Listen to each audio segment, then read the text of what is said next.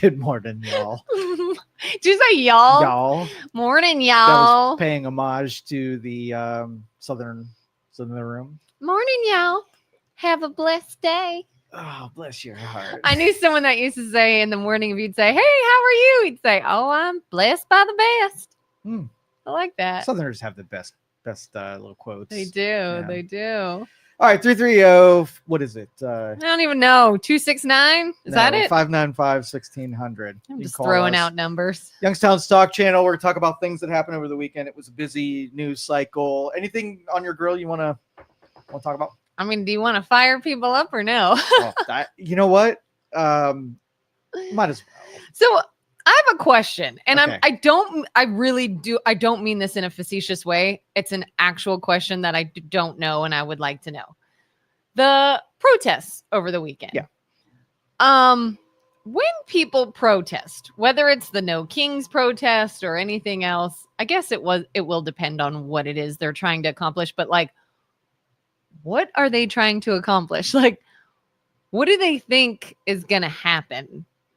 What do they think is possible to happen? Like, what action are they wanting to come about? I don't get it. Like, if it's just we're verbalizing our displeasure, okay. But if it's this should be done,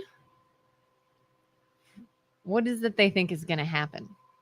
So our founders thought that it was pretty important for the public to be able to air their grievances. Mm-hmm. And you had a representative who would hear those grievances and then take action depending on the number of people who were upset or, displeased.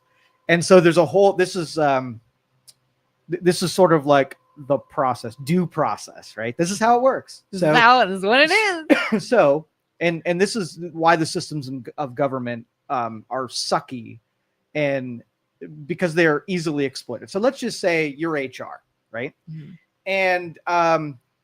And you have a direct line to the CEO to be able to enact the change, right? So someone takes it seriously and only says stuff to you that is actionable, is legitimate, isn't just someone complaining. And then, so you're like, okay, well, that's a true problem. Let me take this to the CEO. And CEO's like, okay, well, if someone was serious enough to bring it up to you, then I'm going to take it serious enough and do something about it, right? That's the normal chain of command. Well, then everybody realizes that they could just control everything by just coming to you, and then you go right to the CEO, and the CEO does your bidding. The problem is people start complaining about things that either are just over dramatic little whatever, and they overwhelm HR. So HR now is like, I can't go to the CEO for this. This is bullshit. This is not, this is just somebody being dramatic or somebody being displeased. So that one kind of just goes on the shelf. And I heard you out. And then if you don't act on my complaint, now I'm mad at you because you didn't escalate it right up the chain. Yeah. So then I'm like, F Kelin, I'm going to go right to the CEO. I'm going to take actions into my own hands, right? And I'm just going to do it because I don't like being told no or not getting my way. So I'm going to escalate that. So where we're at in the channels of how government should function, it should be going to your elected representatives, and then the representatives, if it's good enough to come to the floor, they vote on it and they do something about it. And I had somebody over the weekend perfectly stated that these events and these protests are all straw man protests and events. You understand? I saw that term, and I don't really know what it is. It's beautifully placed. Okay. Because here's the thing. You have to have a predicate that is true in order for someone to take you serious. Yeah. If I said that if I said that you were a liar, right?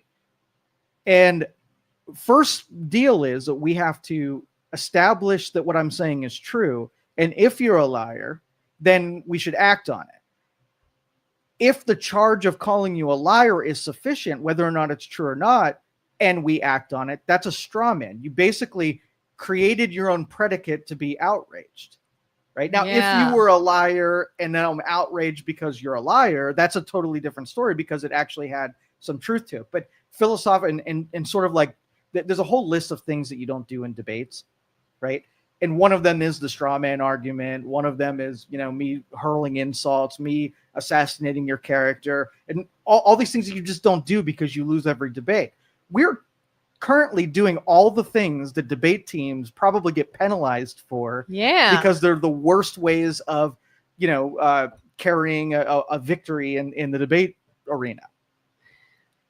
Is straw at all sort of like self-fulfilling prophecy? Well, not self-fulfilling. It's fictitious. It's a dummy, like straw man, like a scarecrow, right? Yeah. It's fake. It's not real. Anything. But it was it's the biggest self-own that I've ever seen over this weekend.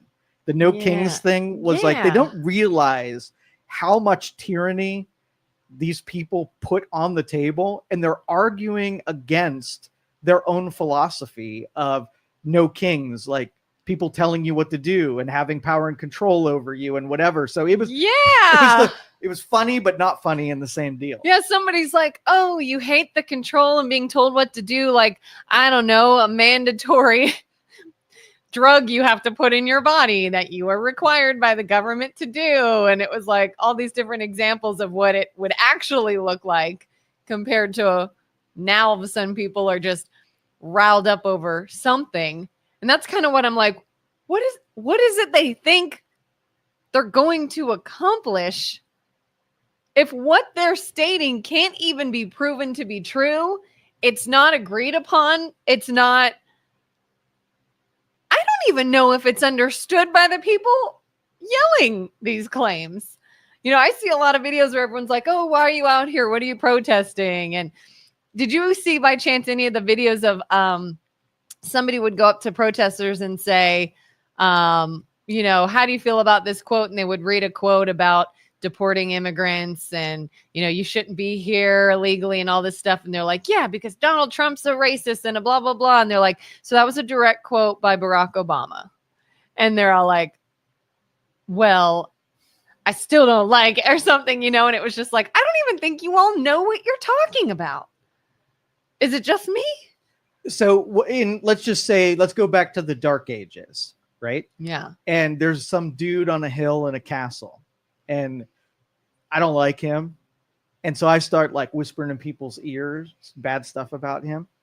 And there's nothing much you can do except for get everybody together in large numbers. You grab your pitchfork and you grab a torch and you go up and but the mob takes these things in their own hands.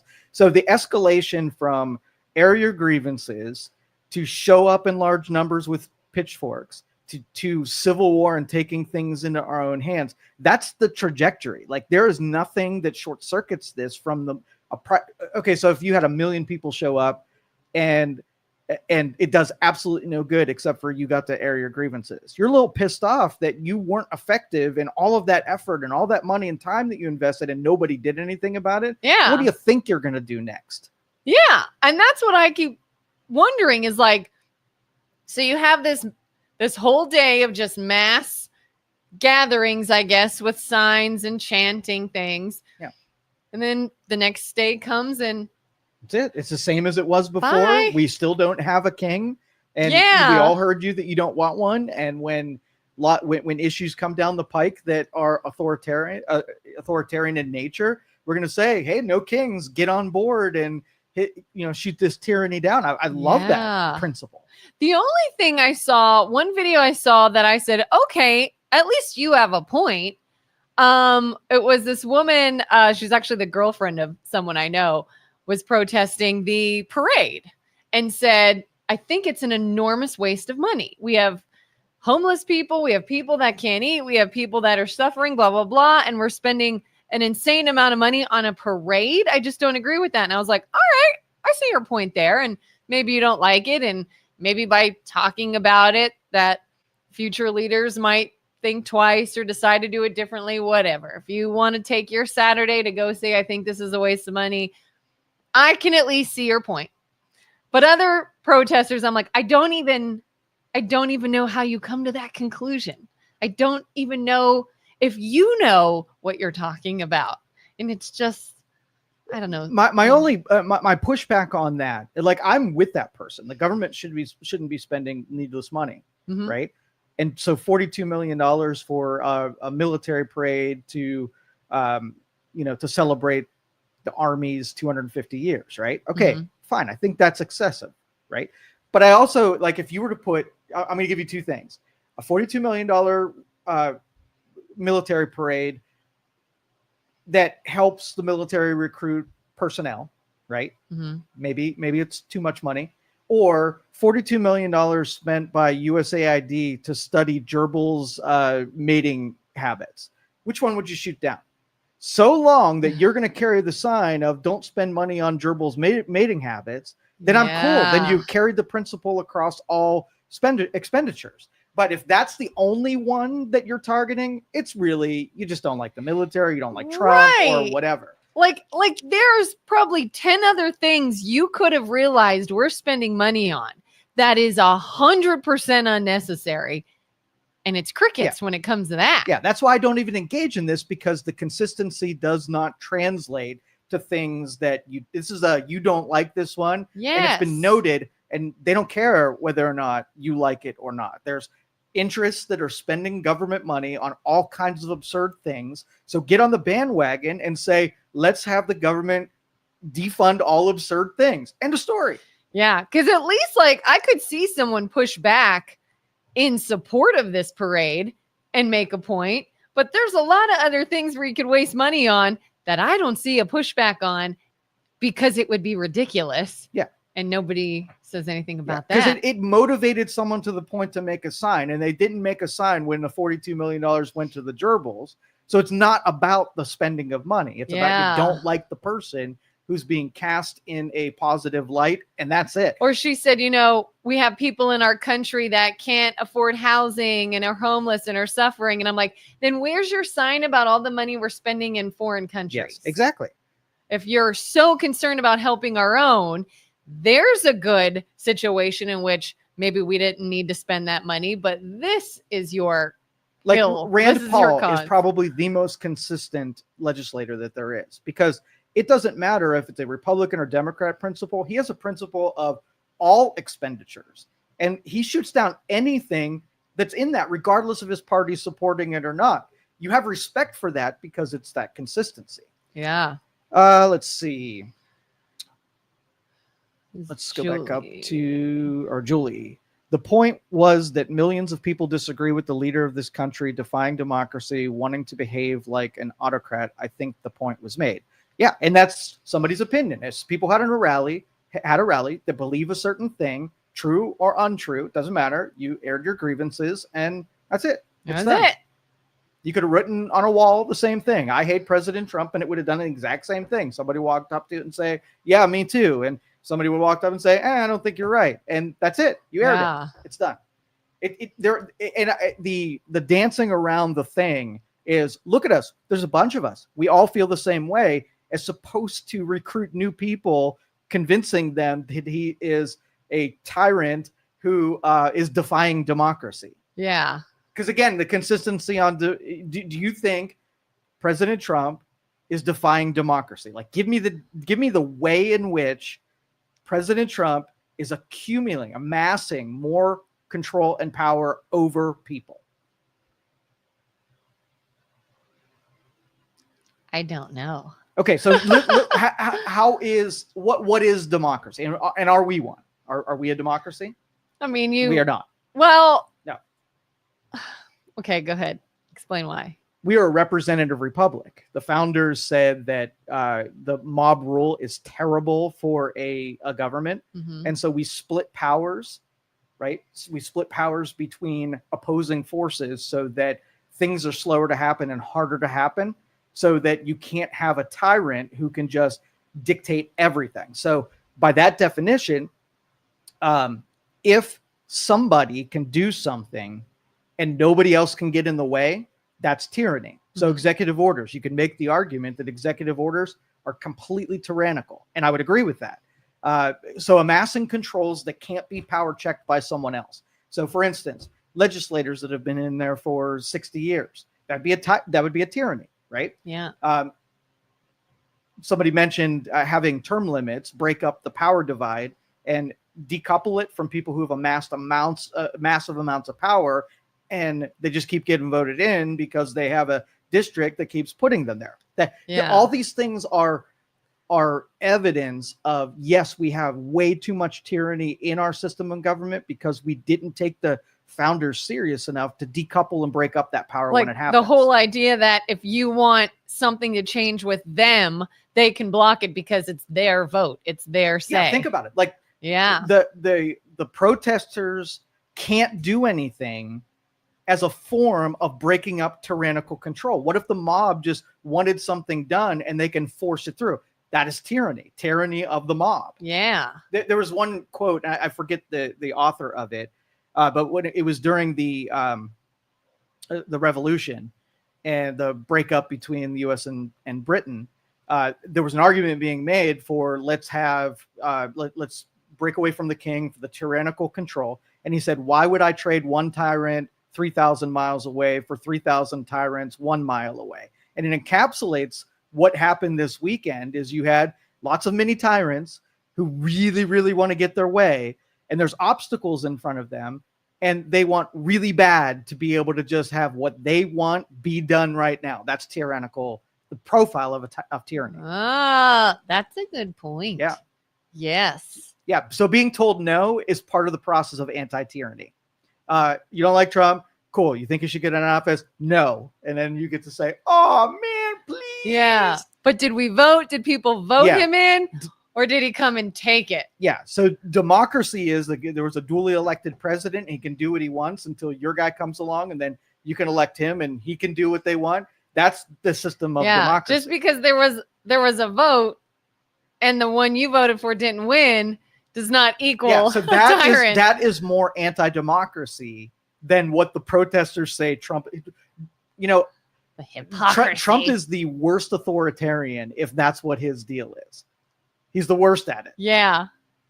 So Julie says, do you think that elected officials were not paying attention to those numbers of people? that's mob rule. They don't have to. They can say no. They can say, okay, noted, and they can move on and not do anything about it. You can't force them to. You know how you force them to? You vote, and then they're not in office anymore, and that's it. I think anybody paying attention to it were the people that already were on that side. Right. And the people who were not were like, it's just another Saturday. That's right. Okay, so there are millions of people who voted for the other guy that just went in the street, lost, can't do anything, and they're mad about it. So it's the I'm mad I lost rally, not the nothing. It has nothing to do with Trump. These are not Trump voters. They're not. Anyway. Yeah. Belabored that. It's a little hypocritical. And so, Julie, I want to ask you, do you think if you get a large enough group of people that demand something, that they ultimately should get their way? Yeah. Okay. So let's say a whole bunch of right put on mass protests with signs and chanting and shouting and petitions and banners that they want, I don't know. They want to outlaw being LGBTQ. There's a lot of them and they're chanting and there's big numbers. Yeah, maybe they're like ultra conservative and they're like, this should be outlawed, lock people up, ban parades, do all this stuff. Should they get their way? If there's a lot of them, didn't the officials see the mass numbers of people who want that thing? Yeah. Or should there be an obstacle that keeps the mob away from the controls of power? Yeah. Should somebody listen to them and maybe have a meeting about this and maybe put something into play? Or would you say, hold up, you can't do that. That's ridiculous. That's a beautifully illustrated by Miss Kelin here. Thank you. The picture the other side with the same weapon. So if you bring a gun to the fight and they've got a knife, you're like, I'm feeling pretty good. But then you're picturing, if I pull out the gun, do I want them to have a gun? Yeah. And you've just ratcheted up to a point. It's cool when you're in the driver's seat, but picture the other guy in the driver's seat. Yeah. All right. Do you think the civil rights do you think that the civil rights rallies or Vietnam protests had no effect on public policy? I'm sure they did. Anytime you enact violence to get your way, right, or to further a cause, you can get it done faster. but at a huge cost. And here's the difference. You had talked about the fact that something first has to be true. Was there segregation? Yes. Undoubtedly, you could prove it. It was happening. So you want to change that.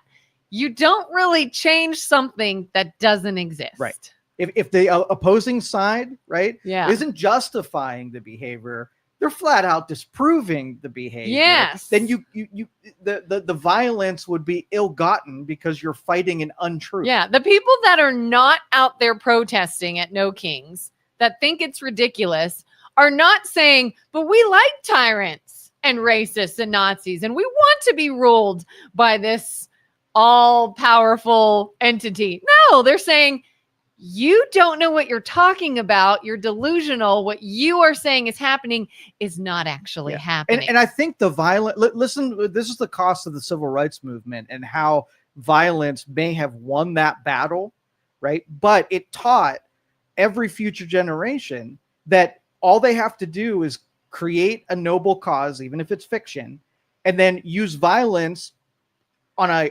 justified cause on something that's not true. Yeah. So that's the cost of not doing it the proper way, resorting to violence, having anarchy.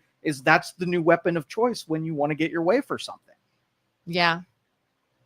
All right. So I got a question for you, changing gears on this topic, because I think it was interesting happened over the weekend. But anyway, have you ever willingly or knowingly purchased stolen merchandise? No. Like somebody takes a TV off the back of a truck and sells it to you, or a game console, or the Christmas Not that toy. I know of, no. Okay. Would you, though, if you found somebody that was fencing product, that you would buy it because it was cheaper? No. You would not.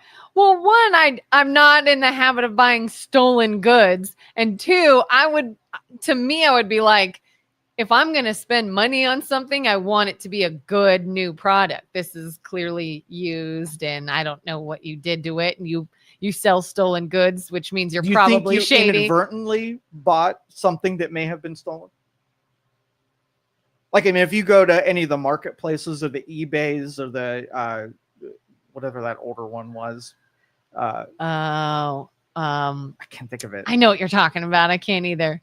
But anyway, you may have someone stole it. They listed it as something they owned, and then you bought it. You don't know any different whether or not it's stolen. Possible. Stolen. Yeah. Okay. So that brings the Craigslist. Craigslist. Yes. So there was a meat packing facility that had 75 of their workers deported because they were illegal workers. Okay. Mm-hmm. So the companies that use illegal labor, child labor, slave labor, they are building the cost of an illegal activity into their product. You as the consumer probably are buying products that have illegal activities built in it. All right. So your phone, if I told you that the lithium that's in this phone was mined by a 9-year-old girl whose parents were enslaved, and in order to work off the debt to the government has to work in a lithium mine, and that child's labor is in your phone right now. So you inadvertently bought illegal, immoral, unethical labor every time you buy a phone. Now, would you willingly buy like if I published a database of products that were illegally or I'm sorry, legally purchased or legally manufactured, you knew it was from the original manufacturer, and had 0 hours of slave labor, underpaid labor, child labor, traffic labor, anything like that, would you buy those products? I could see that there wasn't any of that. There wasn't any illegal stuff in there. Yeah. Do you think it would be more expensive buying Probably. it? Yeah. Okay. Yeah. All right. So that is the question. So let's just say there was 2 farms, right? There was a cattle farm that had all Americans working, right? They did everything above bar, paid their workers well. And then you had the farm that had 75 illegals working there. You're buying beef, right? Mm-hmm.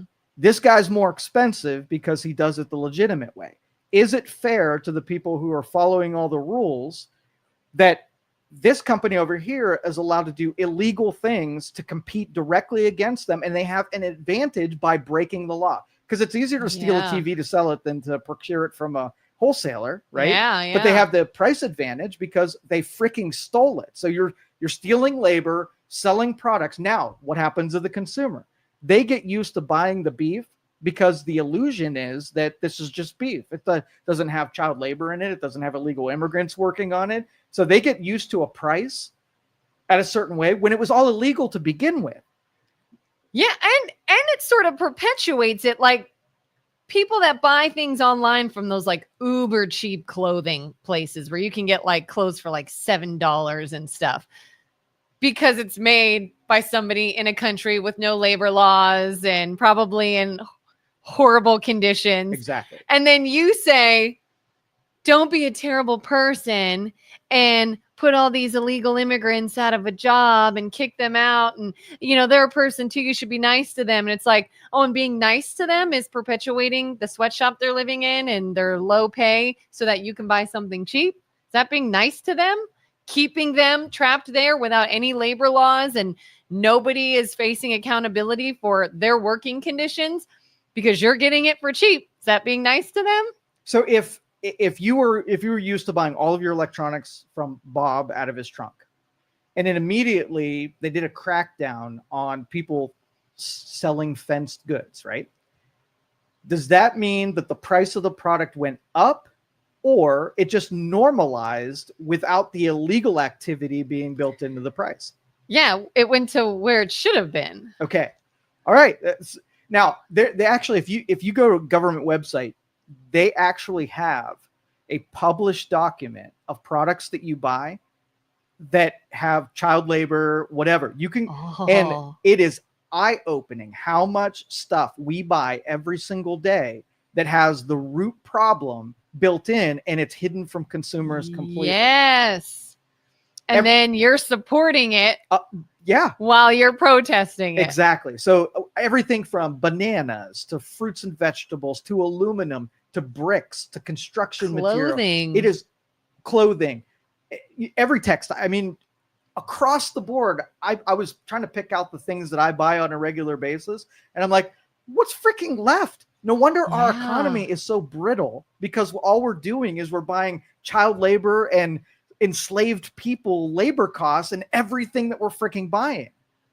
I felt some kind of way over the weekend. I got a hat recently, and it's just, I saw it at a boutique online, and I can't remember what state the boutique is in, but it's not near us. So I bought it online, and has an American flag on it, and it looks kind of military, green. And I just thought it was a cool hat, and I'm wearing it, and I take it off and I look and it says made in Vietnam. And I was like, oops. Yeah. It's like, But you have to undo that when you have so many people that are, thirsty for more child labor products and getting them used to spending money in their, U.S. companies that follow the rules. And so, like, you're talking about Vietnam overseas where we don't have any controls. But here in the United States, we do have controls. If we found a company was using illegal labor in order to produce products, we would end that in 2 seconds. So I think that one of the positive symptoms of the deportations is that we are making it very unpopular or not even capable. Like if a company now has to say, if I build my workforce on illegal people, that somebody might rip it out and I might go out of business, they might take a second look at their business model and build it with real labor, legal labor, instead of leveraging the exploitation of illegal immigrants. I mean, these people are desperate. They want jobs, and so they'll take the job. And it's not like they're going to complain that you're paying them too little wages, because they'll just be deported. So it's not a fair thing to have legitimate companies that do it the right way at a disadvantage to the companies that are not following the rules and law. Julie says ICE is rounding up people and shipping them off without due process. It is happening. Innocent people were being terrorized. Denying it won't make it go away. Kelin. Yes, it will. I'm just kidding. Just kidding. Is this another straw man thing? Because I have not read. I don't know, Julie. You got to tell me where you're reading this. Is this? Let me rephrase it and tell you how I'm processing. ICE is rounding up people. I'm going to say ICE is rounding up illegal criminals and deporting them with shipping them off, appropriate due process. Innocent people, in quotes, I'm going to say not so innocent people, are being processed properly, and you weren't denying it. It's funny how like terrorized, shipping them off. Like, listen to the language that is pushing this idea that, like, I don't know, like we're in some other century. It's emotional language. Yes. Just like, okay, let's do the same thing with Bob, the electronics dealer, right? Now, if we held Bob accountable, right, that might mean that we might take all of his stuff. Did we terrorize him by taking the illegal merchandise that he was selling? We might incarcerate him. Is that terrorizing? We might take him away from his family. He might lose his job, right? Would that be terrorizing it? Or is it somebody committed crimes and all of the things that are due to him are going to follow? Yeah. If somebody went out drinking one night, got in a vehicle and drove drunk and got arrested for it, and because of that arrest, they were taken away from their family, their kids, they lost their job, they had to go to jail, they had to do all these things. Was he terrorized and shipped off? Or did you break the law and now you're facing consequences? And you probably don't like how it looks, being away from your family, being away from society, losing some of your privileges, losing your job and your income. You would have to cast those people. And the Democrats and liberals are very good at trying to paint these people as innocents, right? That they were just doing their own thing. They weren't hurting anybody. Why are you bothering them? And I think, a lot of these, especially the first rounds of deportations, these are really bad people. And I don't know why you've given them a big hug and tried to make them into preachers. It's just not it's not a good for your argument. Because the sources that they're listening to tell them that, will say, oh, this horrendous thing happened, and here's this victim of where it's that sliver of truth. Like the pregnant woman. Was the pregnant woman injured during a raid? Maybe. Did she end up in the hospital? Sure. But what was she doing? What was actually happening there? How did she literally specifically get hurt? There's a lot of other details to that story where, depending on who told it, you have a totally different picture. Julie says, I have bookmarked a dozen of examples, Joe. I don't know how to send them to you. If you want to just post the name, just give me a single example of someone. I don't want your article. I'll go out and find it, and I'll give you one shot, one opportunity to hit me with one that it was hit me with your best what was a targeted person who wasn't a mistake, right? Totally innocent. Totally innocent. I'll look it up and see if I can agree with you. But pick a good one, because I'm going to dig into it. A legal person here legally. His status is legal. He did nothing wrong, or she. Where they were targeted, terrorized, on purpose. Roughed up. Those are my stipulations. Yeah. But I'm not gonna poison my response until you've said it to me. But just post it here. Yeah. What has actually changed with the deportation process from the previous?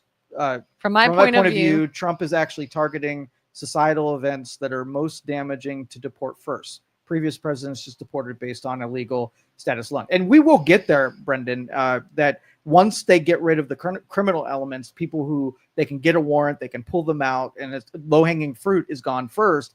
Then what's left are the people that are a little bit, you can add a little finesse to, right? Yeah. You can figure out whether or not they have a skill set that's useful here, give them a path to citizenship. They haven't broken any laws since the initial coming into the country, versus round up anybody who just happens to be here that's illegal. Because I think there's going to be where most of the public would support anybody who's illegal, like get it back in line and do this the right way. From just a math standpoint, there's going to be so many of them. You might actually be better off at creating some kind of process that's easy to get in, that doesn't diminish and devalue the immigration process by saying, guys have been waiting for 7 years to get here. He paid $40,000 for immigration, and you have this dude that snuck here illegally. You can't look at that person and say, well, let me give that person the advantage, because then you incentivize more people to come in and cut the line. You got to make it proportional so that guy doesn't feel slighted for following the rules. Yeah. And I keep hearing all these things that it's like, it's this current administration doing this thing that's so awful, that's never been done before. I've been seeing countless sources of information saying Trump has not even come close to deporting the amount of people that were sent with Barack Obama's administration. They're like, he had thousands more that he was like, get out. If you were here illegally, if you came here illegally, you are going to be heading out of here as soon as we can. It was like mass deportations. But now all of a sudden it's wrong. Now all of a sudden it's bad, and it's rally inducing and all this. And it's like, yeah, I think it was, if you take it from an entire presidency, I think so far in 5 months, Trump has deported 200,000 people at this point. During 8 years of Obama, he did 3.1 million deportations. So if you stagger it out, if he spends the next 3 years, he's about at the same level where Obama was. So it's really the policy of deportation, while it might have been targeting different people, it was still mathematically about the same number. Let's see. If someone ripped you away from your family because you are blonde, how would you feel? A little terrorized. I don't think they're being ripped away because they're blonde. If I was ripped away from my family because I was blonde, that would be insane. That would be ridiculous. That would be rally inducing. That would be, we've got to get a change happening. Exactly. Let's march in the streets, and we have to get some sort of legislation passed, because that is wildly out of proportion and insane. If Kelin was ripped away from her family because she was burglarizing neighborhoods, then we'd be like, well, what's the punishment? What is the due process for people who burglarize other people's homes? Oh, being ripped away from their family and kept away from people's homes because she burglarizes them. If someone broke into your house and terrorized your family and assaulted you and robbed you, would you then not press charges if you found out they have a family? But they have a family. But what if he did it to support his family? What if he's like, I had to come in and hold you at gunpoint and terrorize you and rob you and rough you up a bit because, look, I have little kids? Or do you say, I don't effing care, go to jail? Yes. Punishment, due process. Absolutely. Yeah. All right, there's more. But wait, there's more. more. Let's see. I know you don't want to hear it, but had Biden not let in millions invested, we might not have this conversation. Where was due process when they entered illegally? Well, Oh, unvetted, he meant. Oh, okay. Millions unvetted. Okay. Yeah. So the numbers wise are much higher. And I bet you now when Obama's doing it, we probably didn't have as many of the criminal element as we do now. When you just said, we're not enforcing any kind of immigration law and let anybody, of course, we've got the worst of the worst that got dumped into our system. So I think the low hanging fruit is a really great starting point, but let's just say that wasn't there. Would Trump be handling immigration when it was just a bunch of people that had families that weren't causing a problem? They were filling in farm labor or doing, odd jobs. It would be handled differently. We would have to convert those people into usable labor, legally done, and without, again, diminishing the process of immigration. Yeah. And let's go ahead and say, all right, nobody's got to leave. You made it here. Good for you. Free pass. You got to home base, even though you didn't do it the right way. You get to stay. Let's say we find out they're trafficking children, and that's why they came here. Do you want to protect those children and send them back? Or do you say, well, but they're working and, they got here and we shouldn't just be rounding people up and kicking them out? Or do you say they're terrible, we want to get rid of them. But then someone's like, oh, but there's so many. We can't. Sorry, we can't. There's too much due process and paperwork. And the unfair lot to part do. is that there were so many politicians that allowed people to let 5-10 years go by after should have been deported. If they would have deported them before they got established and put roots in, it'd be much easier. But now politicians being as, whatever they are, now we have to uproot people who may have like changed their ways. And it's a tough circumstance, but they did this. Do you see much of a difference between wealthy, corrupt politicians maybe throwing a bone to or giving privilege to their wealthy donors versus the other politicians throwing a bone to and giving advantage to people just because they're not wealthy, but know they can get a political and that's advantage? The expanse of government. It can corrupt because it picks winners and losers. I mean, if I had my constituents, I had 100 farm. I live in a rural area, and all of my voters were farmers, and they all used illegal labor. All I'd have to do is kick some money up to keep that cheap labor, and my politician's going to be like, I support immigration. Yeah. Because, both can be corrupt. It's just one has money and one doesn't. Right. But you're still using corruption to influence people to help you get into office. Yeah. One buys their way, the other manipulates and bribes their way. It's unfair because the people who are doing it legitimate, that's the big loser in all of these, is the people who are following the rules are at a disadvantage. So if I had company A, right, and I have to service customers and put a good business plan together and manage my affairs, I did it all by the book and legit.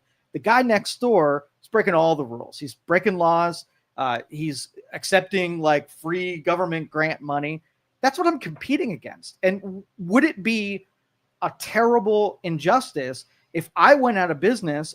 The only thing that I did wrong was I followed the rules. That's how you get to anarchy, is you incentivize people not following the rules. And we are so far down the road at giving advantage to not following the rules where I don't know we can come back from it. I mean, you even see this with like local businesses closing their doors because people are shopping on Amazon. Exactly. And they're like, oh my gosh, why are none of these businesses in my town surviving? Well, you're not spending any money there. You're going to a big chain online.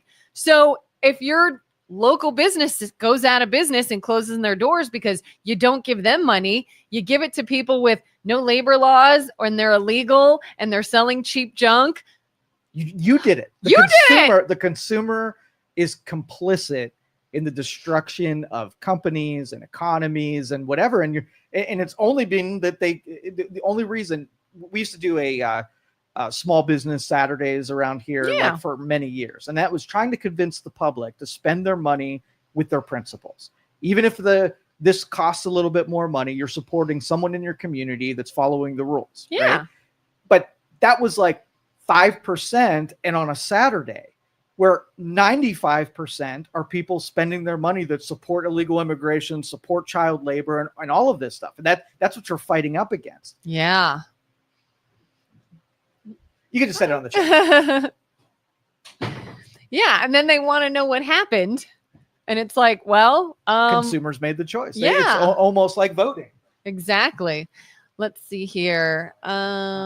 Brendan, I think the lower numbers are actually due to Trump targeting criminal elements because the optics of him deporting will be bad. He is clearly being held to a different standard.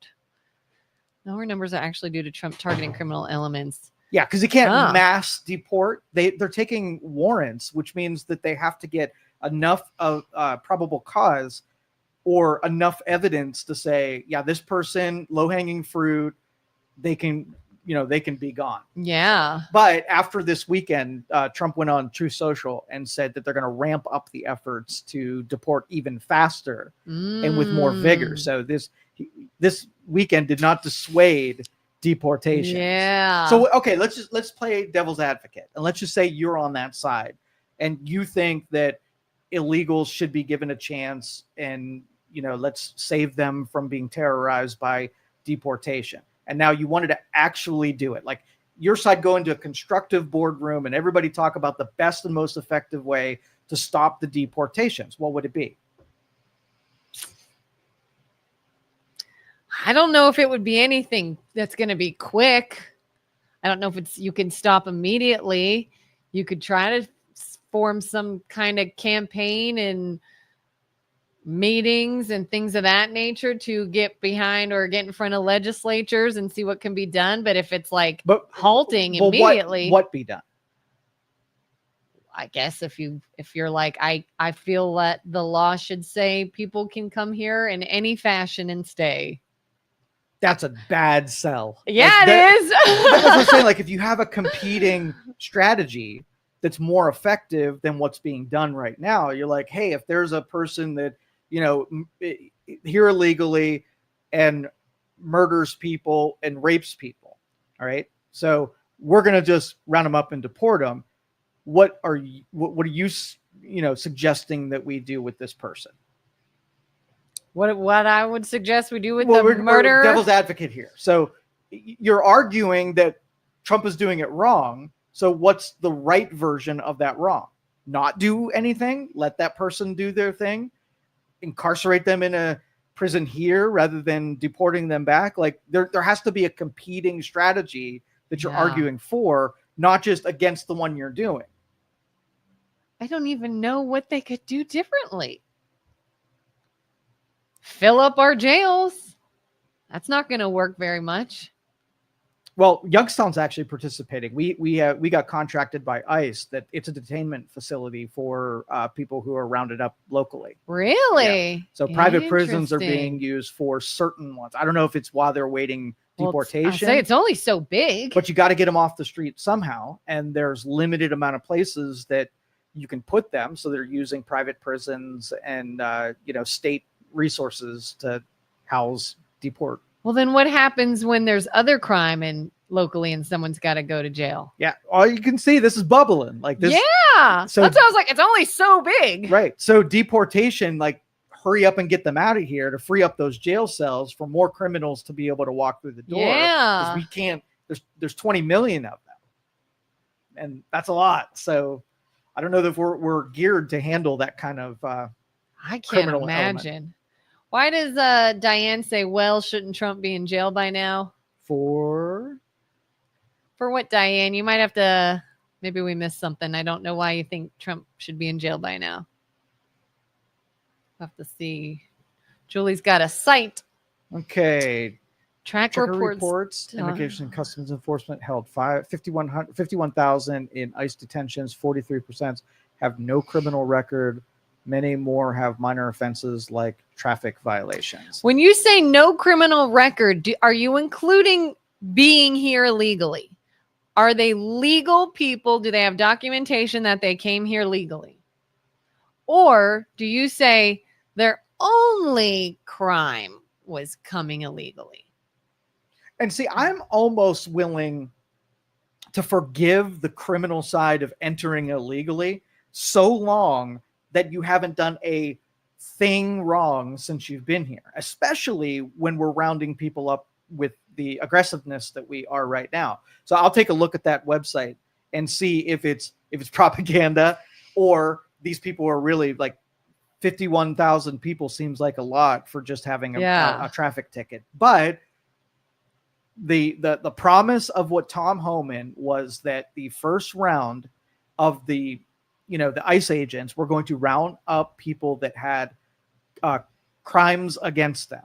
And I don't know if in those 51,000, if they haven't been convicted of those crimes in a courtroom versus the probable cause of they have enough evidence for an ICE agent to determine that even if they haven't gone to court for this thing, it's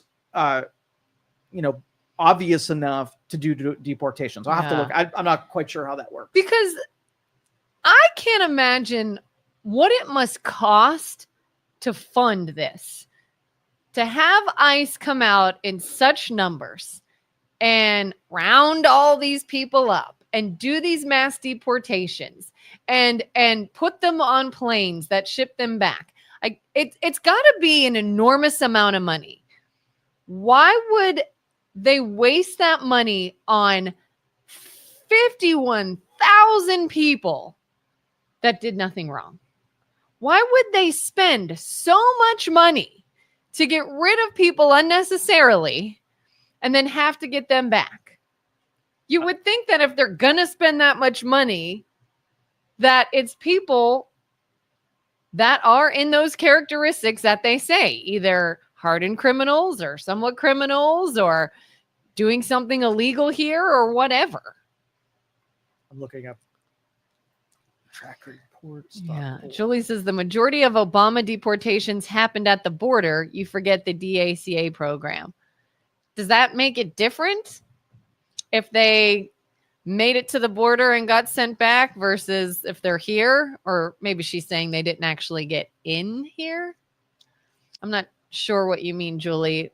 Did you mean that maybe they just didn't actually come into the country and they got turned around?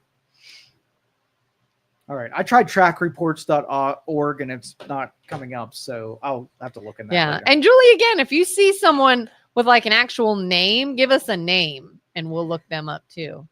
But sort of like the subtext on this, we want to make sure that the power that ICE has to get rid of people isn't abused and innocent people aren't. So I take that accusation seriously because I think every, you've seen unwieldy cops just going beyond the boundaries of what they're allowed to do just to make people miserable. We're going to make sure that the element isn't there. It has to be very well regulated that they don't tolerate misbehavior by agent enforcing, because number one, it would diminish your effectiveness. If you start misbehaving and doing the wrong thing, like your whole program falls apart because public support is necessary in order for this to happen.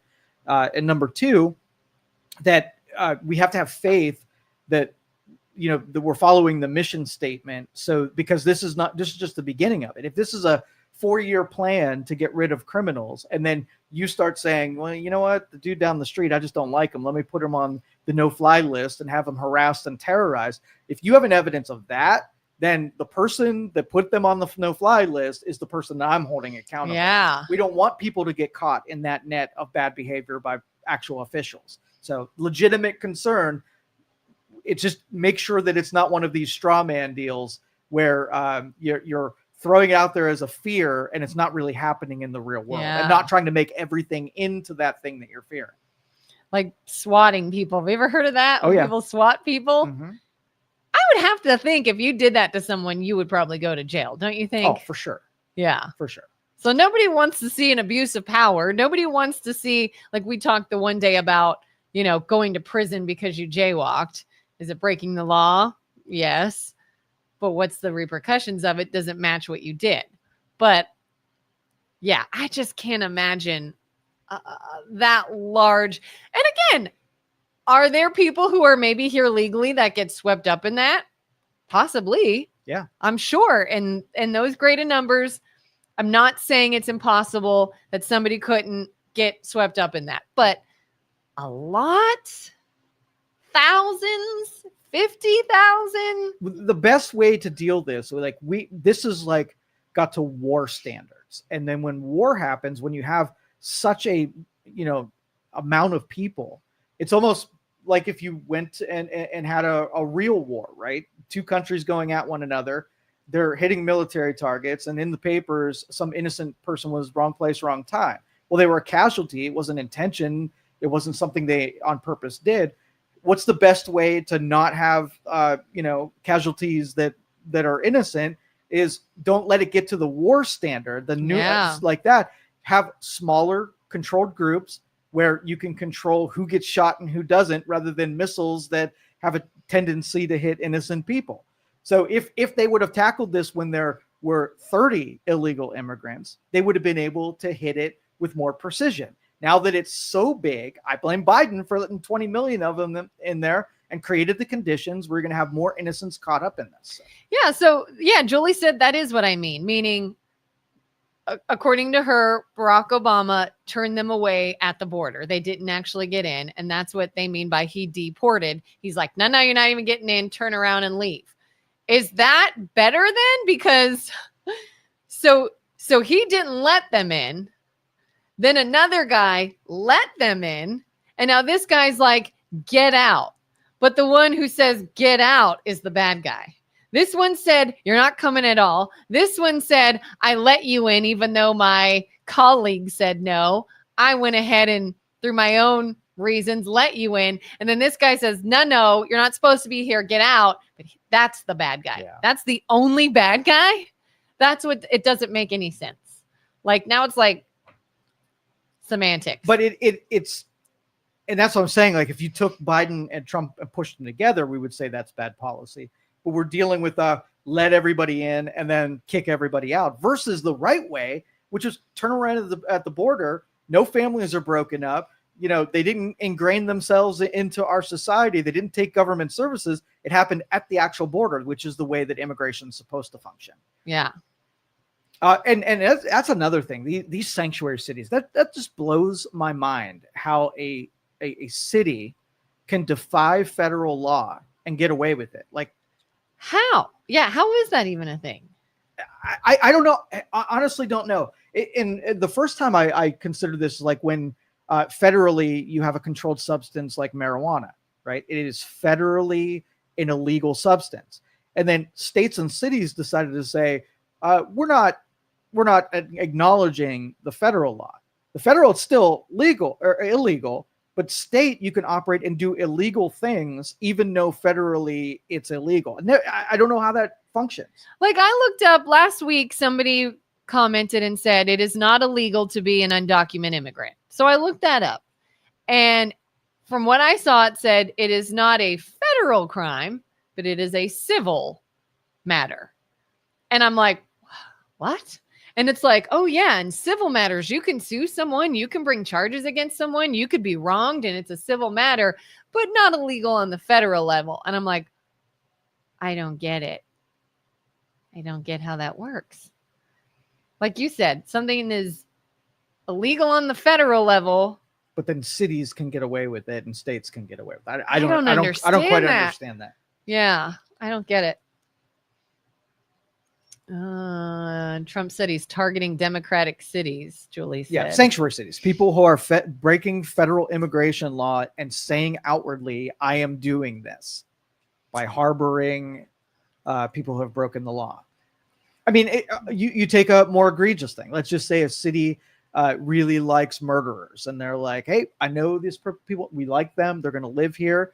Federal agents, don't you dare come in here. We're going to protect our murderers. Everybody would think you were insane for defying federal law on the, states defying federal law or cities. I don't know, it just drives. Julie gave you a different site. I think there was a typo maybe in the first one. Tracereports.org. That makes sense. I think I've seen that. I do think he is targeting LA because it is the head of the snake. Much nationwide drug and human trafficking starts there. Absolutely. So the density of the illegal population, if I'm bringing drugs in or I'm trafficking human beings, and I'm going to pick the state that is more open to me getting away with it. And so California is your hotbed. I mean, it literally, Texas is, they probably have a problem, but it's not the same because they're not welcoming them into Texas. So. Yeah. Maybe a little less violent type of crime too. Yeah. Cause I don't think many people realize how much of a business it is, the illegal immigrants, and how much money's made by the cartels and, corrupt government officials. They are selling permission to come into the United States. So smuggling people in and things in is huge business on the border. Yeah. So Nashville, Tennessee. This is from an article. For Chelsea White and her children, the world as they knew it came crashing down when she and her husband encountered a Tennessee Highway Patrol checkpoint on Friday night along a quiet stretch of highway in rural North Nashville. Okay. Right. I'll look into that report later and read the whole article. Families disappeared. There's that disappeared again. Speaking of propaganda and state issuance of narrative. Yeah. NPR, PBS passed the House for defunding both of those platforms. So state-sponsored news and programming passed the House. It goes to the Senate now, which gives it a good chance for us to cut out government spending on news organizations. What are your thoughts? It seems like a good thing. Okay. Why? Government spending on a news organization. Should governments own news organizations? No! Why? Because then it could be corrupt and biased, and they can buy their narrative and say, if you want my money, you better report this. So if NPR, if their editors and reporters were a 50-50 split Republican Democrat, now would you tolerate government funding because it's balanced on who's reporting the news? More so. It still seems like a slippery slope. So how and so. Why did the government get involved in news and networks and programming? Probably so that they can push their agenda. Yeah. Okay. All right. Yeah. That because and they like to do this weekend. They would take like a North Korea or a Russia, and they would show the similarities between what Trump is doing and what authoritarian regimes do. But they never once said state-sponsored television would be one of those similarities of tyranny. Why was that one missing from the list? Because NPR and PBS have a liberal slant made up of mostly activist liberal reporters and whatever. Now, NPR is probably, of the two, it is less obvious, even though they're staffed with a lot of liberals. I can sometimes read an NPR article and not know the persuasion of the person who wrote it, and that's a good thing. Yeah. But both the groups went before Congress and they testified, and it was really eye-opening how slanted the people who work there and collect those checks, that they are not representing equally the people who supply those checks. Yeah. And so that's my disagreement. And I think somebody said that because the big thing with PBS is the programming for children, right? So if, let's just say the government created a network that taught children, academics and whatever, and so people that didn't have any money can get over the terrestrial TV and they can get educational programming, cool, right? Yeah. So long, the one promise that you have to make, never take on a political argument. You have to be completely apolitical or you lose your funding.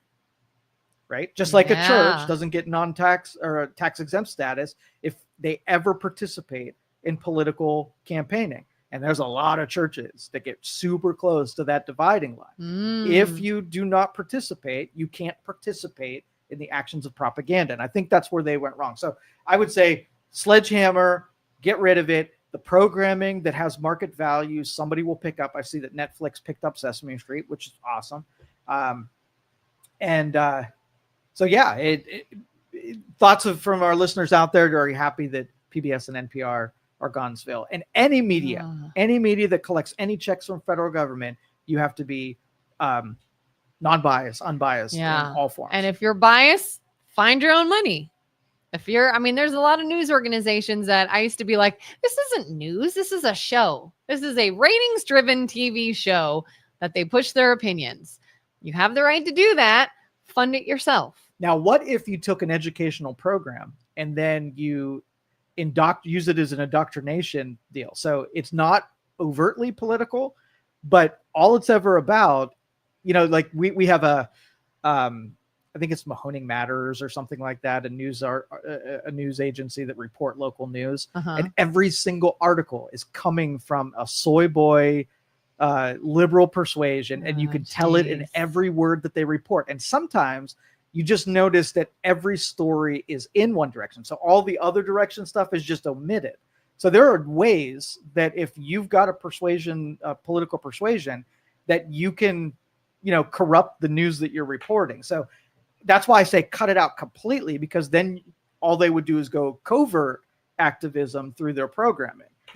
So for instance, let's just say it's just the people who support pride and LGBTQRVs, X $+, all of that. Can you have programming on Sesame Street that supports it versus condemns it or criticizes it? Those are the kind of things. I feel like we missed a whole bunch of interesting comments up high. No, we're good. Funny how the Dems can pull one name, but we could cite millions coming into the country illegally. there is really nothing that could be presented to you that could influence your thoughts on all immigrants should be deported, is there? Legally, yes. Illegally, no. And that's the crux of the argument right there. Persuasion, right? Yeah. So if you want to look up how to persuade people, right, it is equally almost impossible to take entrenched partisanship and have an open-minded deal. So in order for us to have a debate, I would have to be open to being wrong, right? And so if I ask Julie, is there a chance that you've been had where the people that instructed you and gave you your information had an end that they wanted you to be indoctrinated in one segment versus you to be totally informed and make up your own mind? So we're not in an era of persuasion, I assure you. Yeah. Julie, is there any instance that you think an immigrant should be kicked out of this country? In any instance, just give me any at all. Do you think anybody that has come to this country should be kicked out, should leave, and should not be here? I feel like we pick on Julie way too much here. I don't know if we pick on Julie. We interact with Julie. But she is really good at presenting things, and it's great argumentation pieces. So Julie, you are just as important to this show as Joe and I. Right. You keep it going. Legal yes, illegals no. Julie says protected status. Those in the process of asylum, those with visas. In your opinion, all immigrants are illegal. No. I feel like that's another thing too. If you're debating or having a discussion, if you tell somebody what their opinion is, that's straw kind of man. a no-no. That is definition of straw man. Yeah, like to say you think everybody who's come to this country is illegal, and it's like literally never said that. It's not what I think. Like we could say, Julie, you think all criminals should be allowed to stay here. It's probably not what she thinks.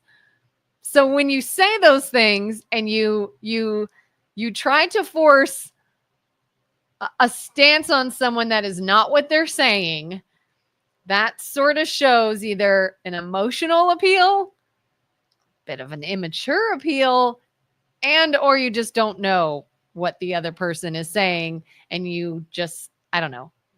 But the indoctrination means that if I said, I want Julie to think right now and think, what if Trump is not a racist? What if I'm wrong about it and he's not a racist? He doesn't want to be king.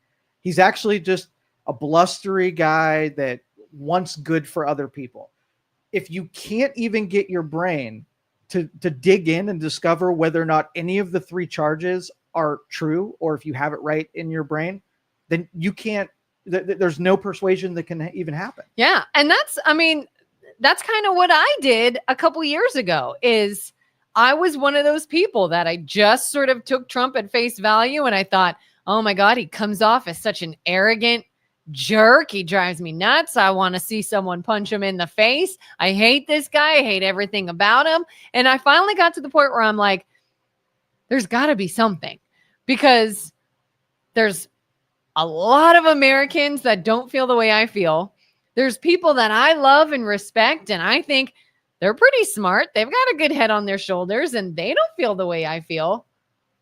There's got to be something else here I'm missing.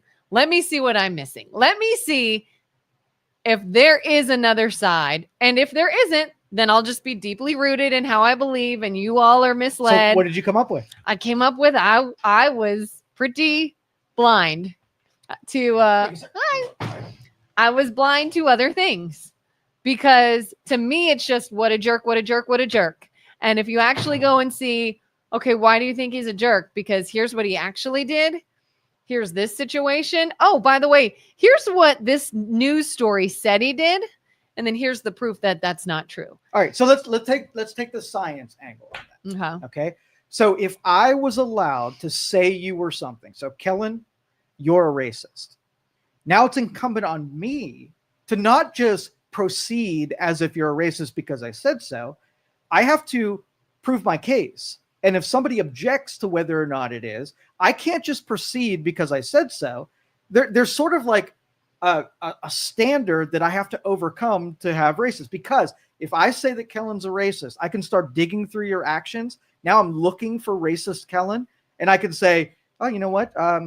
She hired someone in our line, and guess what? They were white.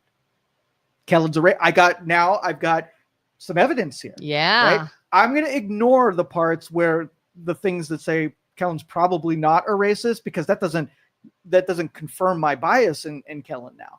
Now I'm super digging through, and if you ever do something that is quasi-racist, right, you're done, because now I have the evidence that you're a racist. Yeah.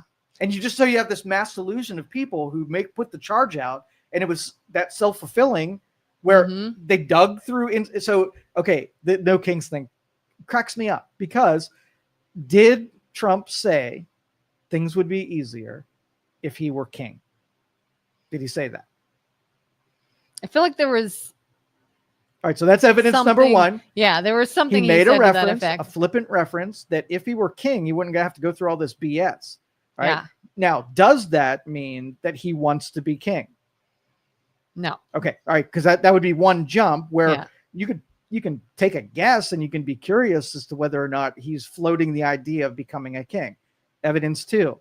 I'm going to run for a third term. Right? Would that be evidence? Because now I'm digging. I want to see if this guy really wants to be king. All the things that a person that wanted to be king, what would they do if they were actual king?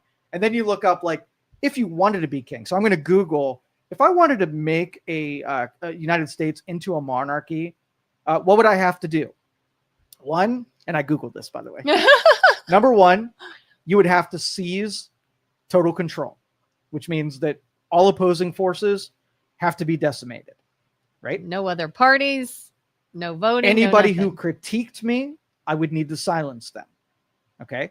So the evidence of the things that Trump is doing, where he might have said being king would be easier, and maybe I'll run for a third term, curiosities go up and say, maybe I'm a little suspicious the guy really wants to become king.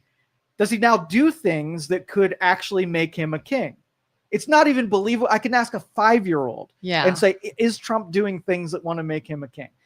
And the biggest thing that sort of pushed me out of the mindset that he is just this evil, nothing but bad kind of guy is the moment I started seeing that somebody said, guess what Trump said? He just said this. He did? What an a-hole. And I would search it up and I'd see the context and I'd go, actually, he didn't. That's every time. That's not how he meant that. Time. And then I'd let it slide. Okay, well, maybe that's not a real example, but he's still an a-hole. And then I'd see another one. Oh my God, they're saying this. And I'd look at it and I'd go, it's not at all how he meant it. That's taken completely out of context. That's because you want that to be and true. More and more and more. And it got to the point where I bias. was like, nobody is a good source of information. In fact, they're all bullshit. I can't believe I've been listening to this. And that is how you start to peel away and say, oh my God, there are biased pieces of information.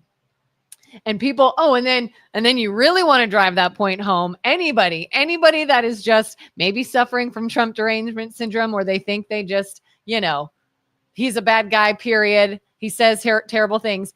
Put yourself on the internet, like in a podcast or on social media, and say something, anything about anything, and watch what you get accused of being. I can't believe you said that. You're like, no, you twisted my words. That's not what I meant by that. Oh, you're such a, no, I'm not. And start to see if your words can be twisted and you could be painted in a different light. And you don't think we do that to public figures and presidents? 100%. Yeah. Trust no one. Carter says, when I owned a company in California, most of my employees were legal immigrants, and I love them. Keyword is legal. Yeah. Carter also says 30 years later, and I still talk to my former employees. Yep. Carter says, so Kelin has a cure for TDS, so beat it. Julie says, my brain knows what a liar, bully, racist, egomaniac, misogynist, cheat is, and so do you. Of course. And every day, there's a level that you could take me to that I'll believe you too if it's scientific and it's truthful, non-emotional. It survives criticism. Yeah. But if you're willing to suspend common sense and logical, elimination, then I just know that you're just a zealot, and this is just a religion of hating Trump versus somebody who's exploring what's really happening. If you get it wrong always in one direction, that's information, right? Yeah. Yeah. And even some of those, like if someone's like, oh, he's an egomaniac, I can see your point. I can see examples of maybe that. If someone's like, oh, he cheats, I could see examples of that. I could see examples all day long of him appearing to not be a very stand-up guy. But when you're giving evidence to the contrary, if you're like, he's a racist, okay, well, here's an example where he actually changed something locally to allow African Americans to do something that they weren't allowed to do before. Do you consider that, or do you still call him a racist? So let's take her example right now. I dare you to say that Trump, I think she meant to say, is not a prolific liar. Cool. Prolific liar. Is he the only one? I agree that he tells some fables. He's not a straight shooter when it comes to truth. Yeah. But on the House floor, I see representatives go up knowing that what they're saying is not true. Yeah. And they too then are a prolific liar. In fact, I can go through a day and probably take about 100 new people and find that they're willing to perpetuate something that is untrue for political gain. So if you think that what Trump says is bad, you also have to take the other people that are doing the same thing. So I think like right after that Garcia guy got deported, you watched everybody tell lies, knowing that they're in positions where they can know the truth if they wanted to. Yeah. That would be considered the same type of lie. So if all of us said, you know what, we're done with liars. We're not voting for them anymore. We're not supporting them. I'll point it out wherever it is. I have complete respect for that. But if you could only paint Trump as a liar and give everybody else a pass, I'd have no respect for that opinion. Yeah. If you want to say Biden never lies and the media never lies about him, and if you come to find out, and this is a hypothetical situation, if you came to find out that maybe Biden was diagnosed with dementia years ago and the media lied and the people in office lied and Biden himself lied and everybody covered it up, and then you found out that it was true and they were lying, do you or do you not then discredit every media source that lied about it, every person in office that lied about it them as well? Yes. Yes. So if they do it to one, do you not think they will do it to another? And when I started sort of coming across this, I was also beginning to become interested in RFK Jr. And I was reading more about him, and I was watching him in a lot of interviews and listening to what he has to say, listening to his stance, what his background is, some things that he's done. And the moment I saw NBC News say anti-vaxxer RFK Jr. is trying to do this, I went, you're done. Yep. You are no longer a credible news source, because I know what actually happened. And just like the moment somebody said JD Vance admitted to making up the immigrants and eating cats and dogs story so to make headlines. And I saw the actual verbal interview of what truly came out of his mouth. I said, that news source, you're gone. You're a liar. You're discredited. Start doing that. Whether it's with Biden, whether it's with Trump, RFK, Walls, whatever it is, show me an article that you think they painted that person in a bad light. They did it with Kamala Harris. I didn't vote for Kamala. I'm not a Kamala fan, but I watched news organizations say things about her that was not true and accuse her of saying things that she did not say to paint her in a bad light. And I went, nope, you're no longer a credible news source. You're so if Julie said everybody's a liar and I don't like liars, I want to be outraged too. No more lying. Hold everybody accountable when they lie. This is a book. Executive Order, April 23rd, 2025. Trump issued an executive order directing federal agencies to deprioritize the enforcement of disparate impact laws, including within Title VII of the Civil Rights Act. The order aims at significantly reducing the use of disparate impact liability and could make it more difficult to prove and enforce civil rights laws. The order also revokes presidential approval for regulations that authorized desperate impact liability under Title 6 of the Civil Rights Act. I heard it's too much to do in this thing. I heard an entire dissertation on the Civil Rights Act and how it sort of like massaged on laws and set up predicates in the future that cause all kinds of legal issues. And premise is that in the United States, you have to apply rules, laws, benefits, whatever, equally amongst all people, right? And so the undoing of what's happening doesn't fly in the face of civil rights law. It equalizes it and makes all things apply equally. You cannot give an advantage to one without giving the advantage to all. And that's the right. And so it's wrapped up in the Civil Rights Act. And you can understand at the time how it was necessary because the power dynamics for minorities had a huge disadvantage. And they had to write it so that we can equalize the playing field.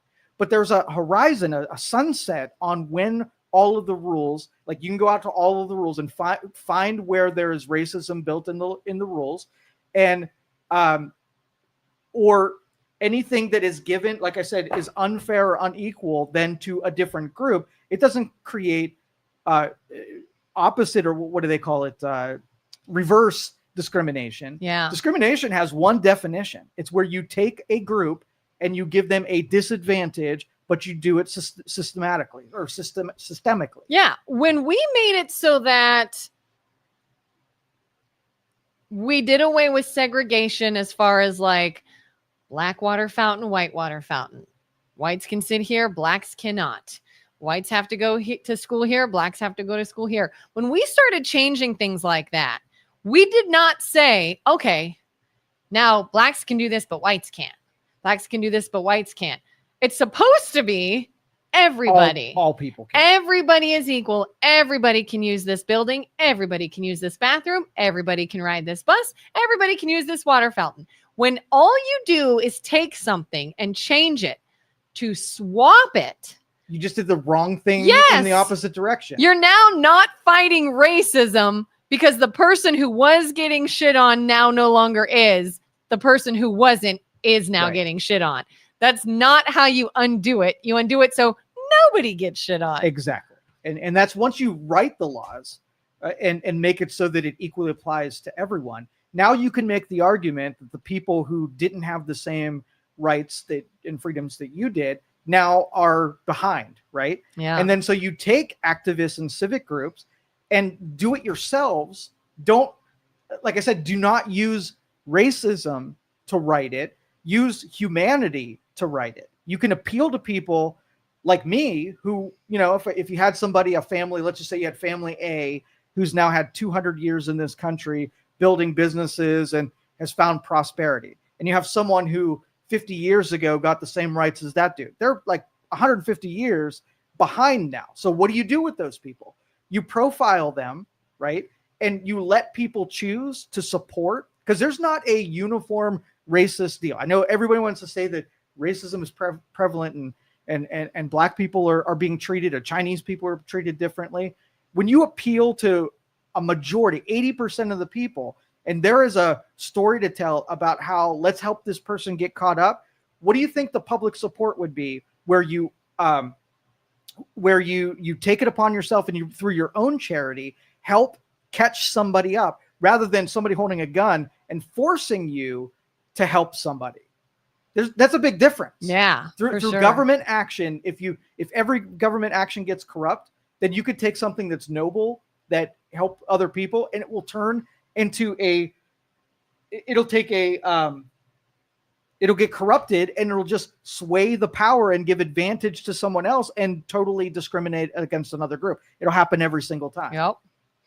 Do you feel some kind of way? So like we've talked before about, nowadays tipping is like everywhere, you know. Oh, you'll see on your screen just a little thing to fill out if you want to leave a tip for like every little thing. Or donations. Hey, do you want to round up to the nearest dollar to help needy, starving kids in whatever country? And do you feel differently if you are asked to donate versus, hey, by the way, we increased your bill so that you donate. Or When so you're that in it the goes to middle of this. a transaction, it is exploitative to when someone opens their wallet that you ask them for more. All right. So I think the timing is wrong.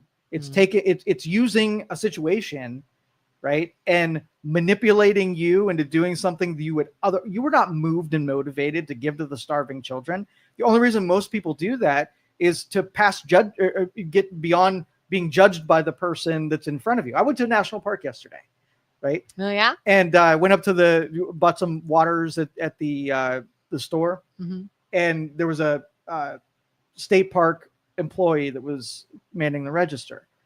And she said, after I bought my water, she was like, would you like to donate $1 to the whatever park services? And I said, no, thank you. Right? Because listen, charity is supposed to change your insides. It's supposed to rewire your brain. You're supposed to be so ready to go help somebody out that you are motivated to do uncomfortable things in the service of other people. That's a function. Now, Yeah. I wouldn't get rewired by buying a balloon at a restaurant or whatever. There's no brain changes. It's simply capitalizing on an open wallet, and it's not good for us.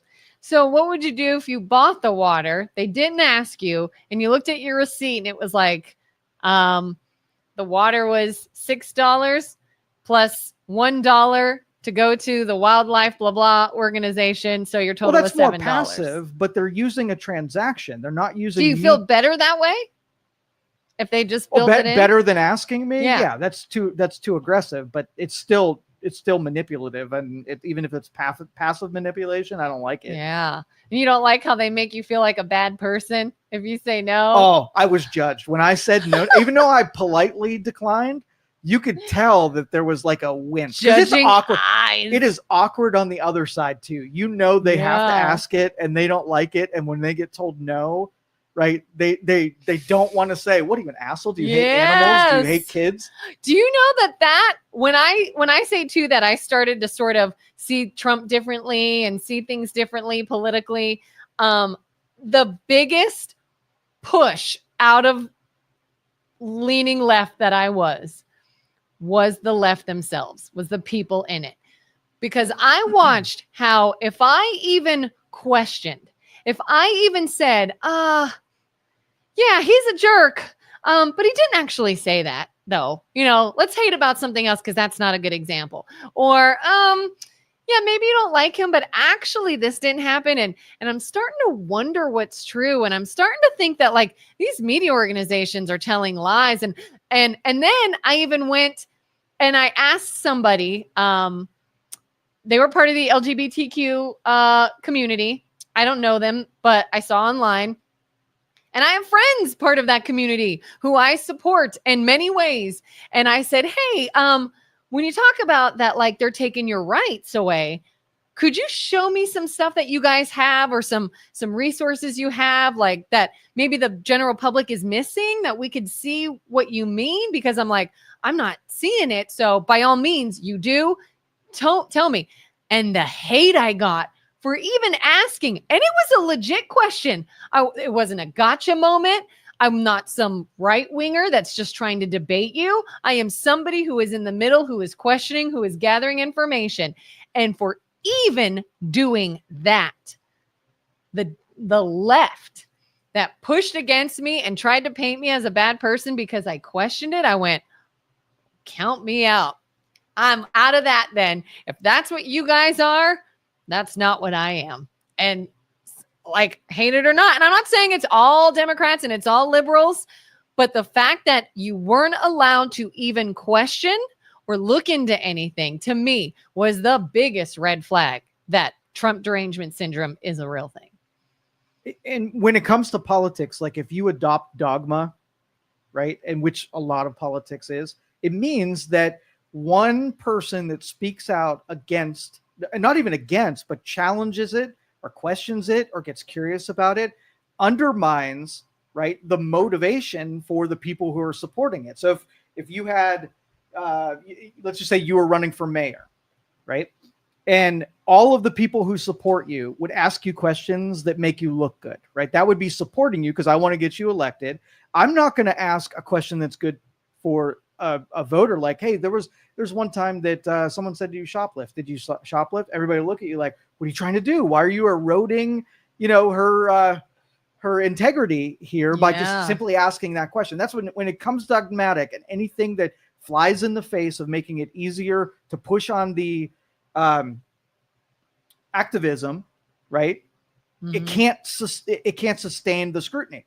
If it were me, right, and I was in the gay and lesbian community or the transgender or whatever as part of that, and I knew my stuff, I was well researched at it, and you said something like, what was the question? Like, what freedoms and liberties do you not have that other people have? Yeah, they were saying Trump's taking away all our rights, and I said, can you show me how? Okay, so what would you guess is the right and liberty, if you scan the rules and regulations and laws that apply to all people, which one of them hurt gays, lesbians, transgenders? Make their argument for them. I feel like I was hearing things about healthcare. Okay, so let's just say you're a gay couple, and there's states where you can't get married. So you can't get a family insurance plan, which makes it more expensive for you to carry insurance than a straight couple would. Okay, so that would be, how do you remedy this? How do you make it? So let's just say we create unions, like two people can get married and they can be treated from insurance coverage like a straight couple would be. And then all of the risks are formulated in that different thing. And now we've extended insurance to you. So you can engineer lots of ways to accomplish the thing where I agree with you. If two people that are just friends want to live in a house and create a family, should a person be extended insurances? Yeah, just like everybody else. Now, the qualifying for a family plan, it's hard to take one thing and make it into another thing. So you're not a family unless we change the rules to make you a family. How many reasonable people would take a gay couple and say they weren't a family that could be covered by insurance? There'd have to be some real assholes, because insurance, all they have to do is cover the risk that poses. And as long as it's priced for the actual risk, why would we want to discriminate against a union of some kind? And that would be a really easy way to, you being the activist, being able to plead your case on the thing that you're actually trying to remedy, and then engineering a way that satisfies that remedy. Yeah. Like, just say what it is that you're experiencing. And we just went through that rehearsal, right? That's all you have to do. It's not like we have liberties unnamed. I'm not going to tell you about them. I'm just going to be mad about them. I'm going to yell for even asking. How could you not know? Yes. All politicians should have to take sodium pentothal. That would be amazing. What is sodium pentothal? It's truth serum. Like, it makes people tell the truth. They get a little loopy and they just start spouting the truth. Well, and here's the thing, though. Here's where that kind of goes awry. The truth can be the truth in a different context. Somebody can say something and they're going to say, well, did you say that? Yes, you did. But here's in the context in which it was said, and it's a totally different meaning. Or if it was said sarcastically, it's a totally different meaning. And so, while yes, absolutely, I think there are bold-faced lies happening for sure.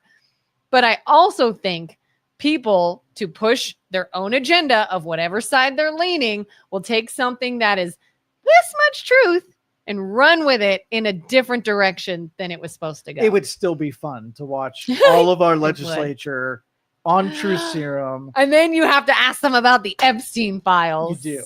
So I had this conversation with my wife on a hike, and the two of us have both had dreams about murdering and burying bodies, right? Because when we're walking around the woods, you know that's a great place to dispose of a body.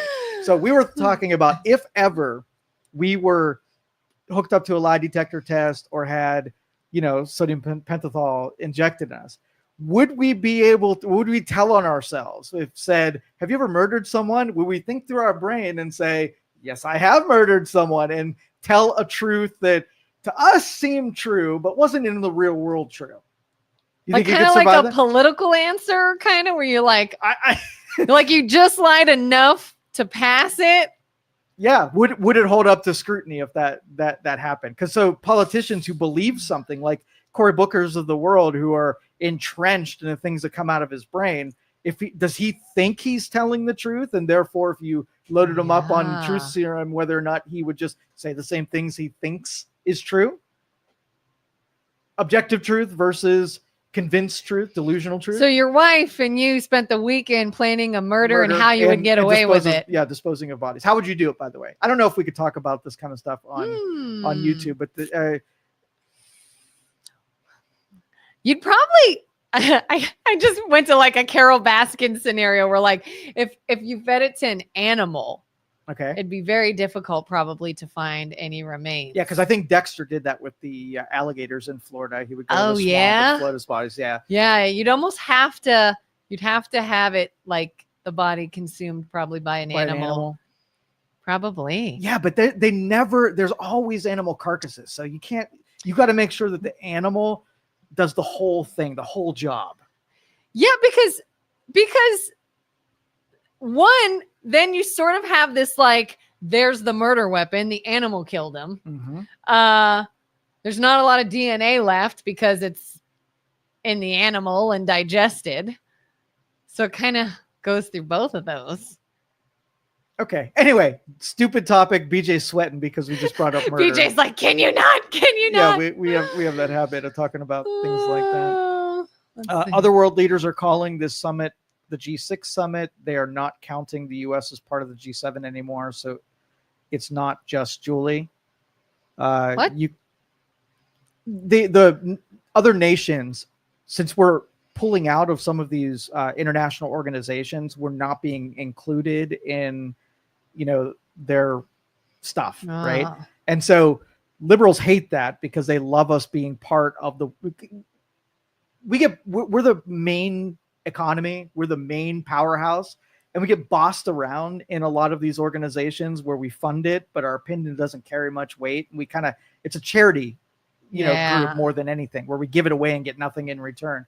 So Trump disjoining has been a little bit of a slap in the face to liberals who like us being part of those organizations. So it doesn't bother me at all. We're not part of these groups.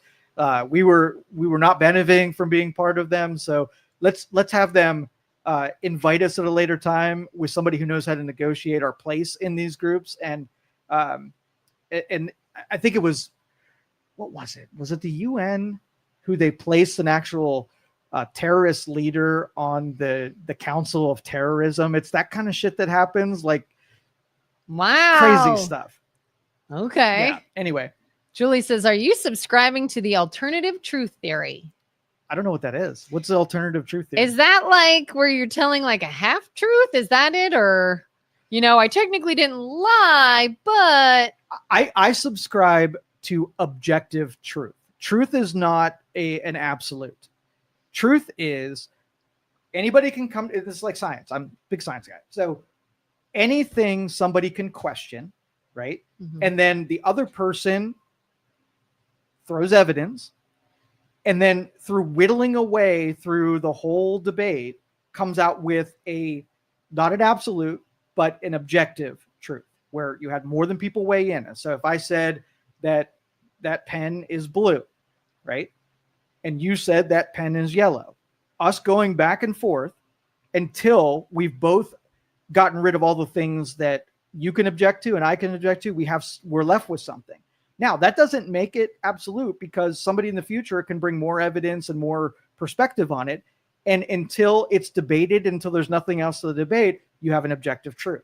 So anybody has a right to be able to challenge anything that is an objective truth to make it even better. That's the function of debate, is to make our objective truth more solid. And I use bloodletting, for instance. Bloodletting was an objective truth at one point, where everybody would agree that in order to heal someone, using blood, getting blood out of the system, which thought to be the blood was the carrier of all disease. Yeah. That somebody came along and said, I got something better. I push back on that. And let's just say that it was a truth already. So you can't challenge the truth. We'd still be using bloodletting. And that's the same thing with political discourse. And didn't they used to think cigarettes were good for you. Cigarette. Well, that might have been marketing, but I'm sure at one time opium was thought to be super good for you too. Yeah, like they said, like, oh, glass of red wine is good for your heart. Yeah. And that's the danger of the dogma, is once you figure out what you think the truth is, nobody's allowed to question it, and they get mad at you if you do, because that is settled science. And that is the when you talk in absolutes, I know that it's dogmatic at that point. Yeah, that's true. Like I never talked to Hunter about his business ventures. Yeah. Same thing. Liars lie. And, especially people in politics, they have to lie a whole lot to stay in politics. And so you could just put asterisks. All of them are liars, right? Yeah. And if you want to combat and conquer lying, then you have to hold everybody who lies accountable. Never vote for them ever again because they lied. Or we can lower our standard and say, well, he only murdered 2 people. Like if he murders 3, I'm not voting for him, but he only murdered 2. So I'm willing to stomach 2 murders. And you have to accept that if you hear something that was in fact a lie about somebody, that maybe there are more lies. You think? Like maybe I don't know much about that person like I thought I did, because the information I got was a lie. Then all right, let's change subjects. Let me make sure I hit everything out. Do you have anything, by the way? I don't think so. I mean, there was one big news story we didn't talk about over the weekend. The politician that was killed. Oh, yes, Minnesota. Yeah, Minnesota. So I got a little bit of what happened there, but not a lot. You might know more. Okay, so a dude dressed up as a cop, and he had a list of politicians that he wanted to kill. So he posed as a cop and went to their home, shot them, dressed up in a rubber mask, I think I saw. Yeah. And really, he was captured. So he didn't kill himself, and he wasn't killed by police. So we have him. And he had more people on the list other than those 2 representatives that was on, probably. Were they all of one party? I don't know. I think they were all Democrats from what I heard, but it got too political because each group wanted to cast this guy as either a Trump guy or as a Tim Walz appointee or whatever. I heard one side that said the woman that was killed was a Democrat that then spoke out against something Democratic or sided with a Republican. Why does that matter, by the way? Like, if they were a Trump supporter, what does that mean? Or if they were a Democrat, what does that mean? Overall, it's a dude who killed. It's a murderer who killed somebody. Yeah. I mean, if the deal was that if there was a party that was exacerbating the problem, it would be helpful to know that, this was somebody who Tim Walz put on a rails to do political murders versus Republicans, and same thing. Which is a side, I think, that people are insinuating that Walz knew this dude, but both sides have said it. Right. He voted for Trump, and he he had no kings on his seat. So was he Trump or was he anti-Trump? Yeah. He was appointed by Tim Walz. The one suspicious thing, which means that you have Minnesota, huge liberal state. The guy writes a manifesto, and whoever's managing this decides not to release the manifesto. And that usually means one thing, that it implicates the Democrats because it makes the Democrats. So if I were to take a guess, I say it's a 60% chance that this guy was a Democrat who was probably little bit jaded by his involvement with the Democrat Party, and he was getting even. That's the most likely story as far as I'm concerned. Yeah, I think both sides are just chomping at the bit to make it seem like somebody who's part of the hateful party. Depending on which party you're in, it's one or the other, and everybody thinks it's the other. And see, they're so hateful that they're murderers. Yeah, and the right wants to say that about the left, and the left wants to say that about the right. Yep. Which is a shame. It's just an evil, murderer, sick psycho that killed somebody. That's it. But if you don't think the temperature right now is really high on people that are so displeased with everything and are 2 degrees from doing something stupid like that, every politician to say, well, I don't want that to be me. Let's try to ratchet things down, bring people back into the moderate level versus saying, screw it. Let's let all the crazy, we want full anarchy. We want people to go crazy. Let's keep increasing the temperature and watch this keep happening. Like, how'd that happen? So, but none of the intelligent people will go there. Yeah. I mean, there's assassination attempt on Trump. Now this person has been killed. I'm sure there are numerous others that just didn't make national news. So yeah, when do all the leaders on both sides say, everybody, this is getting out of hand? We need to have some sort of unity here. And no, nobody does. They can't help themselves. I don't remember what happened, but the Democrats were talking about that the rhetoric was getting too much and that they're afraid that people were going to take action. And then in the next press conference, they ratcheted up and raised the temperature. So they cannot help themselves. Oh, yeah. It's like you hear Kamala and Walz for how long talk about, oh, we need to work together and we need to just have peace and we need to respect everybody and be nice. And then you see a rally, they're doing the exact thing. Yeah, it's a freaking pep rally about fighting the other side. Carter says, Joe, someday could you talk about 9/11 conspiracies? I'd like to know how Building 7 happened to come down. Been reading a lot about this. Ooh. There was one group, and this was early on. This was only a couple years after 9/11. I think it was called Loose Change. And there was some dude who took like the physics approach and how this is unlikely to happen and jet fuel burning at a certain temperature and steel melting, and it was designed implosion, and the plane really didn't hit the Pentagon, and Building 6 collapsed separate from the other fire. And so there's a lot of people who have devised conspiracy theories on it. We'll have to dedicate some time to it. I'm not a subscriber that it was an inside job.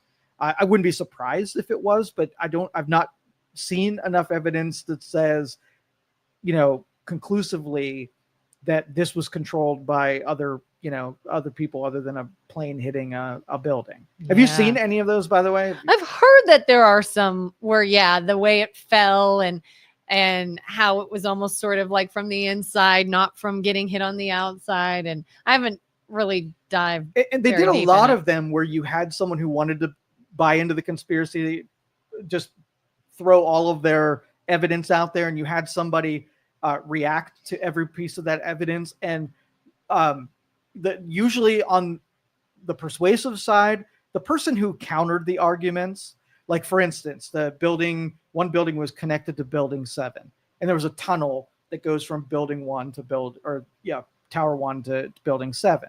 And so it caught on fire, and it wasn't anywhere near the deal. His evidence, and again, I'm paraphrasing this is a long time ago that I watched it, but because the tunnels were connected, it is likely that when the building imploded, it pushed all of the fire through the tunnel and then lit fires in the other building. You see what I mean? Stuff like, I want to use that as an example's sake, that there might be more to it with people who know way more than you or I. But after watching a lot of those counterpoint things, I was not persuaded that it was an inside job. We should do an entire show about conspiracy theories. Okay, I'm game. And it could be government, it could be Hollywood, musicians, it could be major news stories, like flat Earth. Can I do flat Earth? You could do flat Earth. You could do the moon landing. You could do all kinds of stuff. You could do military ones. What's your favorite that you think has the most, or the most likely to have some merit to it? Oh God, I don't know. I'd have to really look. Moon landing, was it faked or was it real? I want to believe it's real. Okay. So I'm going with real until I look more into it. Let me get more specific. Okay. The footage that everybody saw, was it real? Okay. That's a different story. I'd like to think it was real. Okay. I gotta look more into it. We should look at that. I think there's a lot in maybe Hollywood and people we think are crazy and maybe they're not crazy. Okay. We could have like lists that we bring to the table and just go to crazy town with all these supposed conspiracy I'm cool theories. with that. Want to do that for the next show? Yeah. Is the Earth flat or a spheroid? mean, most people think it's a sphere, but you have a pretty compelling argument that it's not. Or maybe not flat, but just not a sphere. Maybe a different shape. All depends on what your definition of what is. Yeah. Okay. Let's go all kinds of stuff. Okay. I'm going to Google I'm going to have a list when we meet again. And anybody else who wants to throw some on here too to give us some ideas, we'll do a little research. Yeah. What share with us? What would you like to see us discuss? It could be aliens, ghosts, aliens Hollywood, is a good one. Illuminati. Real quick. Yeah. On the alien side. Aliens. Yeah. What's your theory on why we've had so many interactions with UFOs, aliens, landings, abductions over the course of years? It's not just a good storyteller. This has gone hundreds of years of, reports and whatever. So give me your theory as to why it's so prevalent in culture. Our producer is warning us. Why it's so prevalent? Mm-hmm. I think people want to believe. That's cool. Yeah. And do you think we have been visited? I find it difficult to imagine that out of such vast space, we are the only living things. I know there are other living things. Now, are they living things with intelligence enough to travel and communicate and have interactions? And I don't know. Part of me is like, that's make believe. And then part of me is like, but it's pretty freaking big out there to think we are the only intelligent life. So as a kid, I had this recurring dream. Okay. And a couple minutes in fourth grade, during science, we were studying protons, electrons, the nucleus. And I had this theory that electrons were planets on a molecular level. You scale things down, you have these orbiting bodies around an atom, and there might be people living on those electrons that are circling the protons, right? Yeah. And I thought, like, okay, and you have to get beyond the silliness for 1 minute of that picture. And then what if there were life on those electrons, like spinning bodies? Okay. What would they, from the perspective of somebody living on an electron, some kind of biological something or other, when they look out at space, would it seem like it's infinite to them? Would it seem like space, like there are other solar systems, there are other, universes, or not universes, but galaxies. So from that perspective, it would look like it's an infinite space. And then you scale up to that thing that's making up, a mouse here. And then we have that same experience looking up. And what if there's a scale infinitely up and infinitely down, either getting super big, where we're part of a universe that's bigger than us, and then that little electron is a universe that's smaller than us? Like, what if we're all on Orion's belt, like in Men in Black? Yes, exactly. Where the cat's holding a whole galaxy in the belt, and there's another cat in a galaxy that's bigger than that, and infinitely smaller and infinitely bigger. Julie says, I agree, Kelin. It is arrogant to think we are the only beings in the universe. And Carter says, holy cow, I agree with Julie. We just brought two of my favorite people together, and we will end the show with the unity that was provided by this show. Unity today. All right. We'll talk about this when we're back. Conspiracy theories tomorrow. We'll catch you then. Or Wednesday. Oh, no, Wednesday. Wednesday. Yeah. Wednesday we'll do conspiracy theories. So everyone have a good day. Wacky Wednesday. It's not wacky. This is legitimate conspiracy theories. All right, have a good one. Thank you for listening to this show on Youngstown Studio. This is original Youngstown content. Feel free to share our videos and tell your friends about us. Don't forget to subscribe to our YouTube channel and follow us on Facebook. Thank you for your support.